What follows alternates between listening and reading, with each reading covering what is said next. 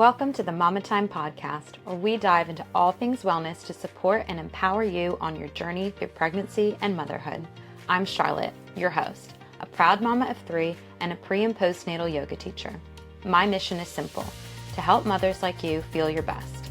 In this podcast, I'll share practical tools, heartfelt stories, and nurturing practices to help you reconnect with yourself through the ever-changing seasons of motherhood. Because while you're busy caring for everyone else, I'm here to remind you of something so important. You matter too. You are worthy of prioritizing your well-being, and when you do, it creates a ripple effect that transforms not just your life, but the lives of those around you. Along with sharing my own experiences and resources, I'll be chatting with inspiring fellow mamas who are passionate about supporting other women. Together, we'll have honest, heart-centered conversations about their journeys and the transformative tools they rely on to thrive in motherhood so you can thrive too. So take a deep breath, get comfortable, and let's get into today's episode. Are you ready?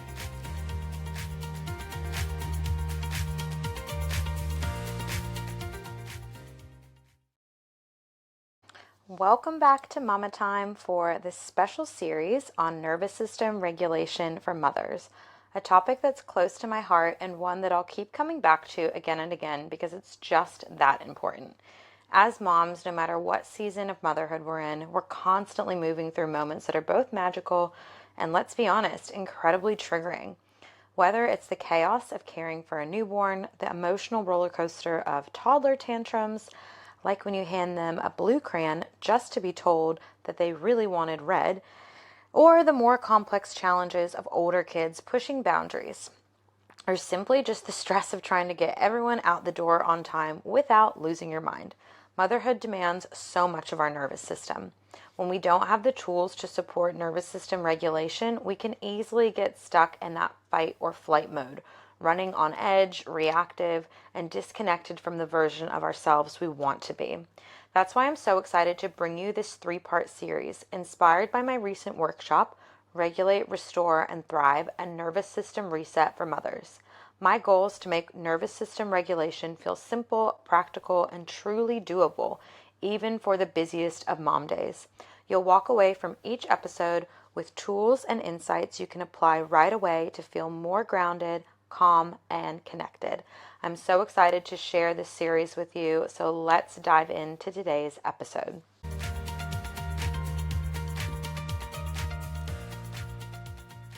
And so I want to talk a little bit about the mistakes that moms make when they are trying to start some of these practices into their routine. So one thing is being unrealistic with the time that you actually have. I know it sounds amazing, the idea of maybe doing like a 60-minute YouTube video to get a full class of movement, breath work, and mindfulness in, but sometimes that's not always realistic. I know I don't have a block of time that big in my day at the moment usually. So that wouldn't be realistic for me at this stage in my life. And if I kept trying to do that, I would just continue to feel like a failure and probably give up at some point. That's just one example. The other is aiming for the same routine you had before kids. So I've shared this before, but my routine before having kids is very different than what it looks like now. So I would get up decently early and do a 15 to 30-minute yoga practice. Then I would walk my dog for 30 minutes. And then later in the evening, I would come home and do 30 more minutes of some sort of high intensity or strength training exercise. All of those pockets of time don't really exist in my day anymore. Like I just don't have that much time. So if I was still, again, trying to do those same things, I would just be setting myself up for failure. So it's just readjusting to what your life actually looks like. The other thing is an all or nothing approach. So if you have a specific, time frame or practice in mind, but you're not able to do that, and then you just do nothing instead, you're going to continue probably just to do nothing because that perfect time frame is probably not going to be achievable that often. The other thing is thinking that you're not a mindful person. So yes, it may be easier for some people to tap into that, that mindful state and those mindful practices that may come more naturally to them, but it's a skill like any other skill. It's like an exercise, like building a muscle. The more you do it, the more you are going to be able to continue to do it and the easier it's going to feel. But you actually have to decide that, okay, I might not be a mindful person, but this is how I become a mindful person, and I'm going to keep showing up.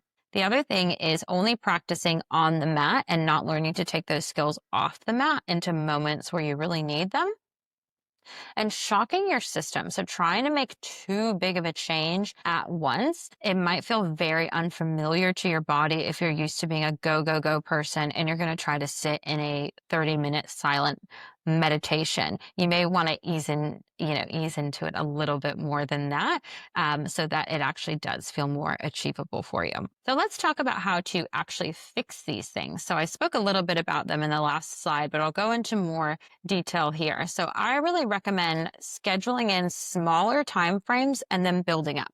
So like you saw with our breath work, that was just a couple minutes. You can start getting the benefits from these things by just adding a couple minutes into your day. And then the more you get used to them, you can start to build up from there and go for longer time frames. Also, planning a new routine that fits into your new schedule. As mothers, our schedules change a lot, especially as our children's schedules change. So kind of always looking into your routine as it changes and continuing to find those different pockets that are going to work for you in whatever stage of life you're in, whatever's going on with your kids. The baby years are different to the school years or when you might go back to work and things like that. So you're going to be adjusting quite regularly, and it's good to just get used to that. Continue to check in with what actually works for you. I'm a big advocate of a something is better than nothing mindset, because then you're going to be happy with whatever gets you done, whatever gets done that day. So I have to remind myself of this all the time. For example, the other day I started doing a 15-minute meditation in the morning, and it was a meditation that I was excited to do. I really thought my son was going to sleep for longer than he did. My youngest son is such an early riser, but he's getting a little bit better recently. He's waking up closer to 6 than 5 at the moment, which is lovely. So I thought I was going to have a bit more time for this meditation. And he woke up 7 minutes into it. Now, I could have focused on all the time in that meditation that I did not get to experience, or I could be grateful and say, you know what? I got 7 minutes of meditation to myself this morning. That's epic. That's more than I did the day before. Great. I still got that time to myself. Excellent. Tick, something is better than nothing, right? And you just continue to build from there. And it's so reassuring to yourself. You're giving yourself that credit instead of bringing yourself down for what you didn't do. You're focusing on what you were able to do.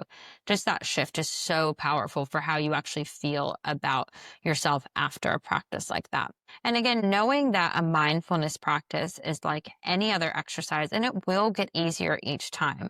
The first time you meditate, you might find your thoughts wandering off like every second. You might really struggle to stay in that present meditative state. But as you start to meditate, you might notice your thoughts drifting off less and less. And the real practice is each time you catch that. You catch your mind wandering and you bring it back. Each time you bring it back, you're building that mindfulness muscle, and the easier it will get. And there's no perfection. Our minds all wander, but the more you do it, the easier it gets, the longer period of mindfulness and presence in that practice you will actually have. And then another key is learning to take your practice off the mat to help you in everyday scenarios. So for example, if I was in a situation with one of my kids where they were just whining at me about something I couldn't control, something that already happened, one of my kids does that a lot and I find it very triggering. Like, he is so persistent and will just not give up sometimes. And it's not something that I can control. And it really tests me.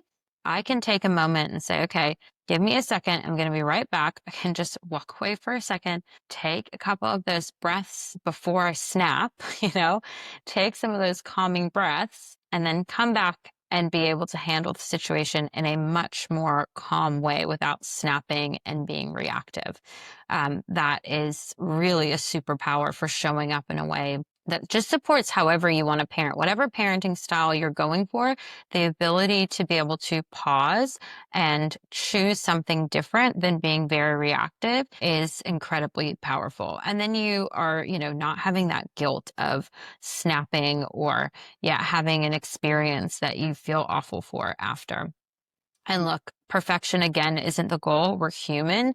We get very tested in motherhood. So there will be times that we're more reactive than we'd like to be. But again, it's just, well, how often can we avoid that? And that is really beneficial with these practices. And then it's also about meeting yourself where you're at and making changes from there. So not trying to, make yourself be in a different stage than you are. It's having compassion for the stage of life that you're in, the season of motherhood that you're in, and being okay with that, knowing that it's temporary, showing yourself that compassion and saying, okay, I would love to be able to do a 30-minute workout or, have this amount of time for myself, but I'm just not in that season right now. And that's okay. So I'm going to focus on what I can do. And that is just really empowering. And again, builds that confidence the more you keep showing up for yourself.